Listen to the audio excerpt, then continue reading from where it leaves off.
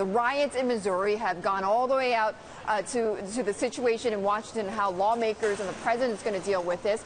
Phil, is there a single explanation for why local police forces have been using military-style equipment? Well, Betty, it's something we've seen building for really the last couple of decades, but it kicked into high gear post-September 11th, 2001. What you saw at that time was a change in posture of local police, state police. You saw grant programs on the federal side from the Department of Homeland Security, the Department of Justice, make it more an issue, Betty, of not who gets the money, but how much money can we actually give them. The key thing that people have been tracking back what's going on in Ferguson to, though, Betty, has been a Department of Defense program called the 1033 program. Basically, what that was written into law to do is excess material coming from the Department of Defense can be transferred to local police forces. This is no small deal. $4.3 billion in military equipment have been transferred over the years, $450 million just in 2013. Betty, a key thing to keep an eye out for here is as the wars in Iraq and Afghanistan have wound down, there's a lot of excess equipment at the Pentagon. In large part, that is transferred to local police forces, and that's what we've seen in Ferguson, Betty.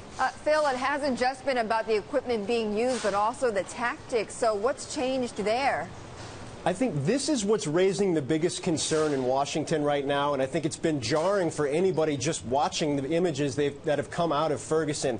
It's not just that they have militarized equipment, it's how they've been using it. It's the rubber bullets. It's the use of sound cannons and gas to push away protesters.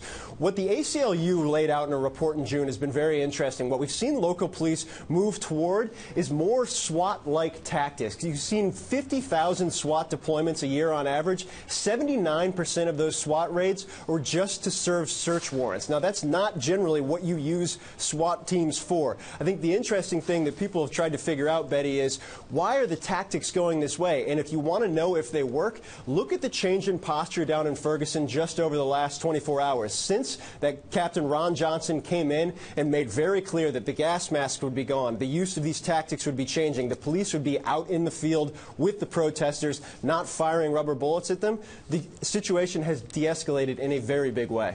And Phil, before we go, what about lawmakers and what they're saying about this?